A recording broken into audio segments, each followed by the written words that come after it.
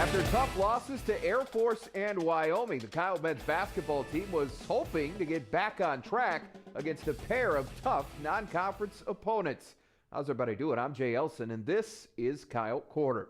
With 3 of their 5 losses coming by 8 points or less this season, the Coyote men have had their fill of pre-holiday heartache. Joey James and company hope to get things trending back in their favor last Tuesday night as they travel to Manhattan, Kansas for a date with Bruce Weber's Wildcats. To Bramlage Coliseum, where the Coyotes were bidding to become the first Summit League team to beat the Wildcats. And things got off to a great start. Trey Norris to Trevor Gruce. Start of a nice night for the senior center. Later, Norris finds Adam Thosby in transition.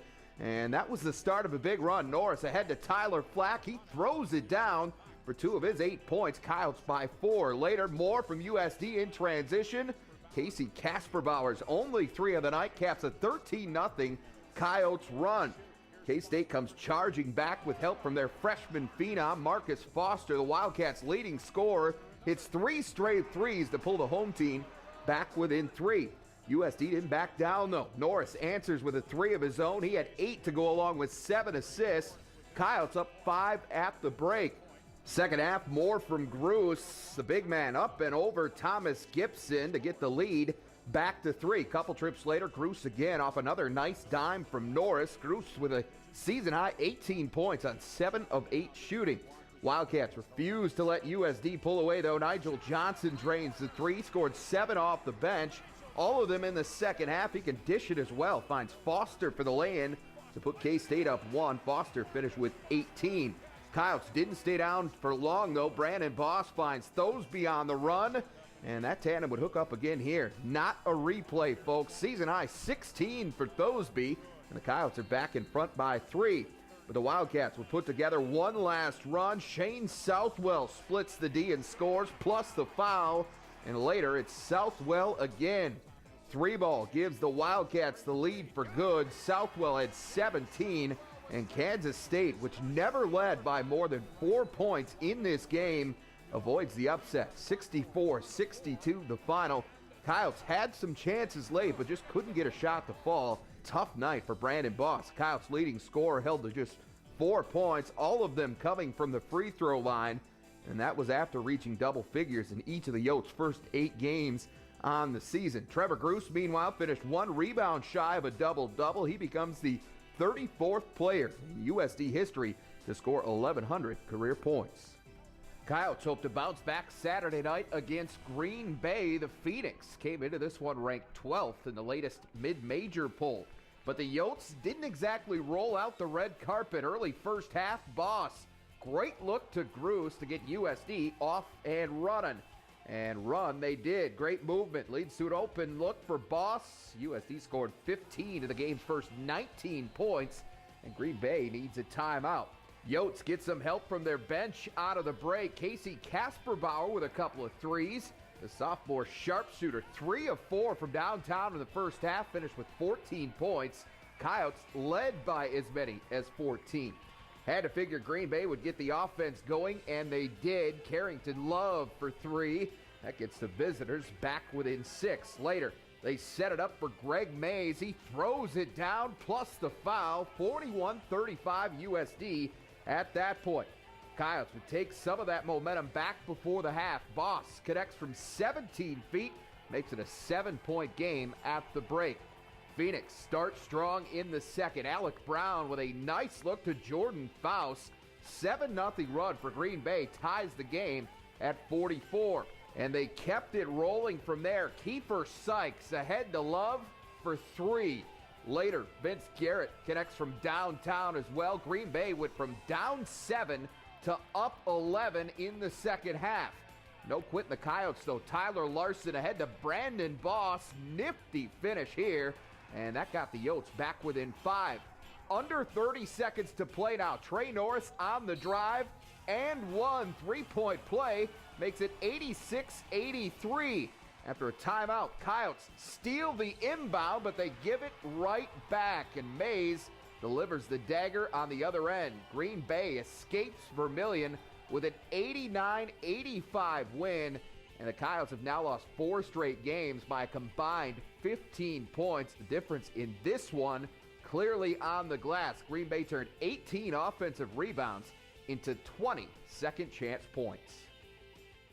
Well, opponents considered, it was certainly one of the more challenging weeks of non-conference play for the Coyotes. We'll have more on that with interim head coach Joey James when we come back. And welcome back to Coyote Corner. Jay Elsen joined by head coach of the Coyote men, Joey James. And Joey, a couple of games to look back at. Painful week for you. A couple of close losses. Games at Kansas State, against Green Bay that maybe you feel like coulda, shoulda won. Yeah, I mean, we had every opportunity to close out both games, and we haven't done that yet. And, it's just something that we got to continue to work on. Bright side is that we are playing good basketball teams, and we're getting better. We just got to figure out how to close these games out late stretch. Now let's take a look at them individually. Kansas State Tuesday night. You go to Bramlage Coliseum, open the game on a 15-4 run. They come back, make it interesting toward the tail end of the half.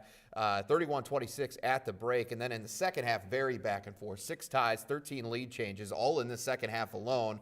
They end up getting you by 2, but they were helping you out down the stretch. They had the lead. They had some free throw opportunities. They were missing them, and you were getting some shots that just weren't falling at the end. Yeah, we had every opportunity to close out that basketball game. They did miss some free throws to give us a chance. Brandon Boss had a great look on the wing for a wide open 3 to tie that ball game with about 19 seconds to play. And then we still had an opportunity off of a drive that Boss threw it to Trevor Gruce off of a layup. And he just missed it, unfortunately. But very good game. A lot of fun to play down in Kansas State.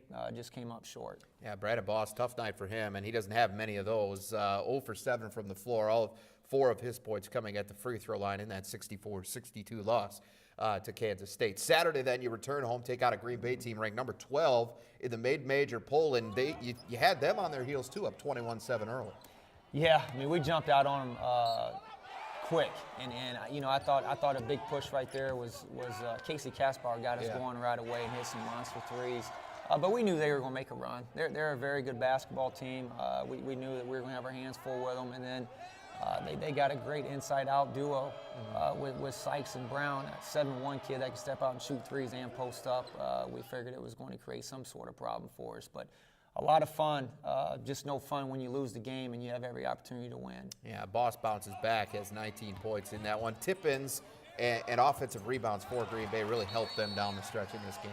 Yeah, and, I told our guys after the game that, that was the biggest reason why I think we lost that game, was the fact that we gave up too many offensive rebounds for putbacks. I think we gave up 20 second chance points, and you just can't do that and win a game. And we did everything we could from our end as far as offense and defense and rebounding. I thought we did a nice job rebounding. We only lost the battle by 4, but at the end of the day, those second chance points killed us. Yep, 42-28 in the paint, too. They got a lot done inside on you overall. A lot of those, 20 of those second chance points, as you mentioned. So 89-85 was the final in that one. It's a 4 straight loss. Those 4 games to Air Force, Wyoming, Kansas State, and Green Bay, all bigger, more established Division I programs by combined 15 points. So you're close. All right, well, thanks a lot for your time, Joey. We'll see you back here in 2014. Appreciate it. All right, thanks a lot. A couple games coming up for the Coyotes at Morehead State on Thursday, and then wrap up 2013 at Youngstown on the 29th. Well, the Coyote women, on the other hand, picked up another solid non-conference win last week,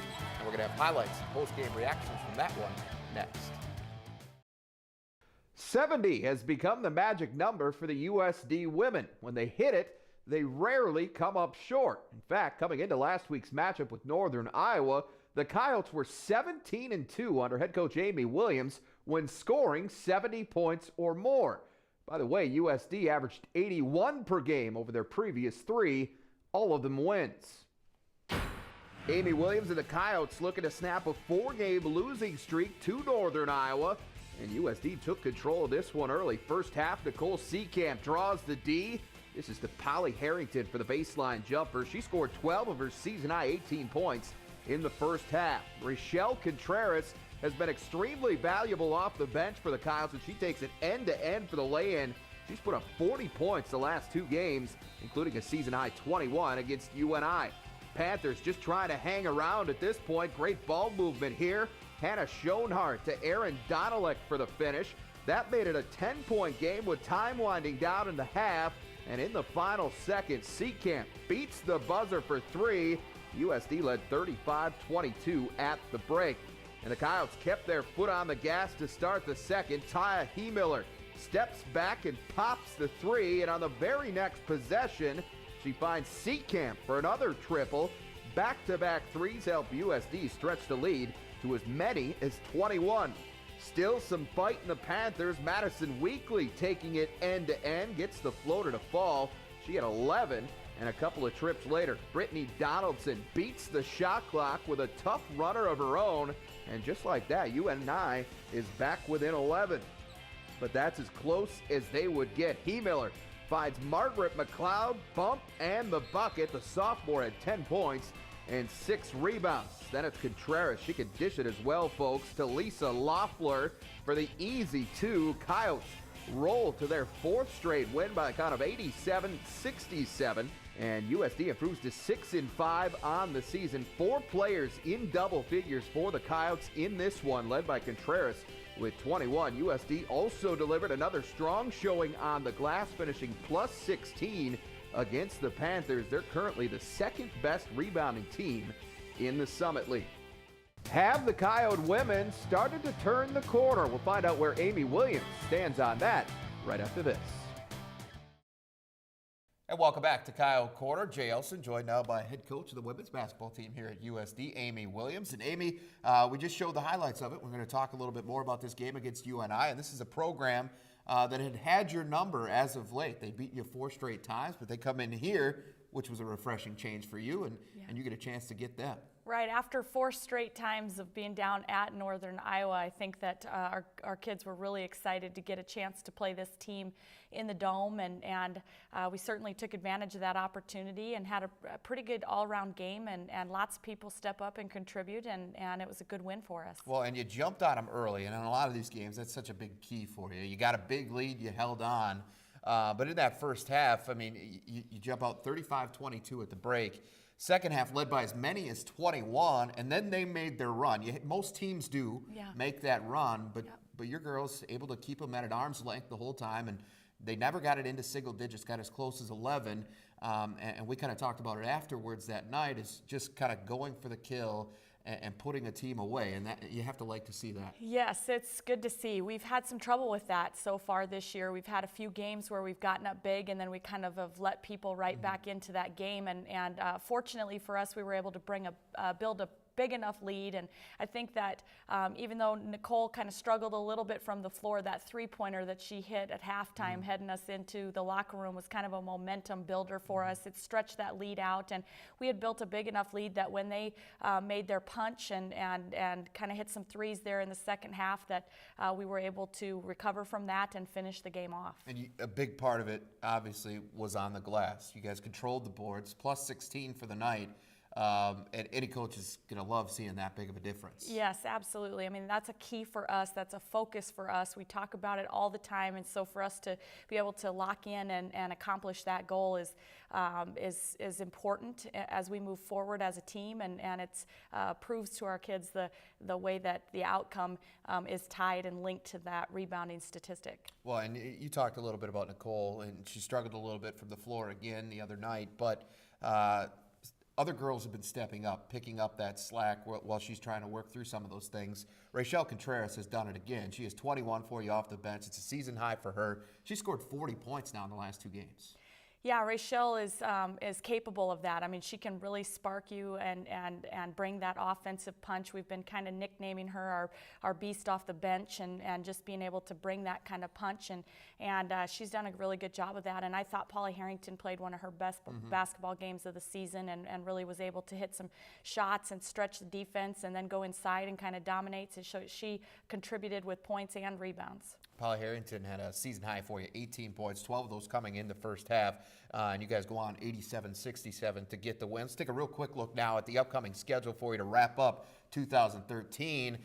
Thursday night, College of St. Mary comes in here. Saturday at Nebraska, and then you wrap up 2013 at Valparaiso. Just real quick, look ahead of what you've got left here in 2013. Well, we're excited to be able to kind of finish up finals here this week, and let our girls have a strong finish in the classroom as well as this semester on the basketball court. And then we'll get one home game with St. Mary's coming in here, and then get to go visit my alma mater at Nebraska. So I'm really looking forward to that opportunity and just getting to see the new Pinnacle Bank Arena down there at Nebraska, and then we'll come back and take a flight trip out to go play at Valpo, which we're excited about the quality of that opponent as well. All right, well, good luck to you, Amy, the rest of the way here in 2013. We'll see you back here after the new year. All right, well, former Coyote standout Nate Tibbetts' rapid rise through the coaching ranks has taken him all the way to the NBA, but that wasn't always the plan. His story coming up next. And welcome back. Well, as one of the best point guards ever to play at the University of South Dakota, Nate Tibbetts didn't spend a lot of time on the bench, but now that's where he's making his living. Turns out Tibbetts' true calling involved the whistle, and it's taken him farther than even he could have imagined. Dan Aspan has that story. Today in Milwaukee, the Portland Trail Blazers are preparing for an evening showdown with the hometown Bucks. Portland is hot, coming into the game having won their last 7. As you watch them at their team walkthrough, there's an energy surrounding the team that's palpable. And a lot of it has to do with this guy. He's young and fit. If you didn't know any better, you might think he was on the 15-man roster. But when you look closer and see the interactions he's having with his players, it becomes obvious that this guy is coaching. The big thing for me always is just trying to earn the players' trust. Because I feel like once they trust you, they're gonna, try to listen and hear what you're trying to say. Nate Tibbetts was born to be a coach. He grew up in Jefferson, South Dakota, the son of a local legend. His father, Fred, enjoyed huge success coaching girls basketball. Nate grew up with coaching in his blood. We didn't go on a lot of summer vacations. We went to a lot of summer basketball camps. Being a coach's kid was a perfect setup for me. I loved every minute of it. Where we grew up, right out our back door was the high school gym. So our family spent a lot of time in the gym, and it just grew on me and grew on me. The Tibbetts family moved to Sioux Falls in Nate's junior year of high school, and after graduating from Roosevelt, Nate went on to play college ball at USD. I don't know how many kids grow up in South Dakota and want to be a Coyote, but I was one of those guys. My dad was the women's coach there, and when Coach Boots first got there, he had some guys that I looked up to. Tibbetts was no slouch on the court. He finished second in USD basketball history in assists and steals, records he still holds today. He could have pursued a playing career overseas. Instead, he chose to follow a path that had been laid out for him by his dad. I always knew I wanted to be a coach. So, it was just when it was going to start. I knew that I needed to finish my degrees because I wasn't going to play very long. We all have dreams, but I knew that if I wanted to do things in basketball, it had to be on the coaching side. Tibbetts didn't have to wait long to land his first coaching gig. Shane Murphy coached Tibbetts as an assistant at USD. Following Tibbetts' senior season, Murphy was hired as the head coach of men's basketball at the University of Sioux Falls.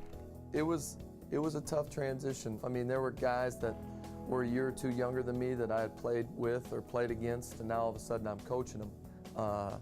And those guys on the University of Sioux Falls teams are still some of my good friends. Coach Murph really pushed me to get past the, player-to-player relationship and really focus on being a player-coach relationship. And I feel like I learned in a difficult situation. Just like that, Tibbetts transformed from playing to coaching. It wasn't all roses for the young and inexperienced Tibbetts, but the adversity he faced with his baptism-by-fire approach reaped great rewards for his coaching career. I was working at USF and I wasn't making a lot of money, and I started doing basketball workouts on the side for kids. I was going to try to build a gym and do basketball workouts, and the more I got into it, I didn't want to be a business owner. And then all of a sudden, right before the Skyforce season, they were looking for an assistant, and that was kind of a big break for me. After 2 years as an assistant with the Skyforce, he was then named head coach. In 6 seasons, Nate Tibbetts went from the starting point guard at USD to the head coach of an NBA D-League team. On one hand, he was still young and inexperienced compared to most of his colleagues, but on the other, he was putting his young body and mind to work every day and carving out his own unique coaching style. You know, I've been blessed to be in this position at a young age, so one way I can get to guys is through sweat equity, you know, being on the floor with them, leaning on them, working with them, showing video. As he continued his success with the Skyforce, he was getting noticed outside of his home state. In 2007, the Tulsa 66ers hired him to be their head coach. Oklahoma City was going to make a little bit more of a commitment to Tulsa, and I was going to get to be around NBA people every day. 2 more years passed, and the time spent around NBA personnel paid off big time. He got a call from the Cleveland Cavaliers. And now 2 years later, Tibbetts is here, with the Portland Trail Blazers and head coach Terry Stotts. Despite his rapid ascent through the coaching ranks, Tibbetts insists that he never set out to become an NBA coach. I think that I had always envisioned myself as being a high school coach in South Dakota. You know, I didn't have aspirations to be a college coach or a professional coach or an NBA coach or I just wanted to do a good job, and I wanted to, you know, try to do it the right way. I love the state of South Dakota. It's been it's who I am. It's been in my life for such a long time. I'll never lose that. All right, that's our show for this week and for 2013. Coyote Corner will be back Tuesday, January 7th. We'll see you then.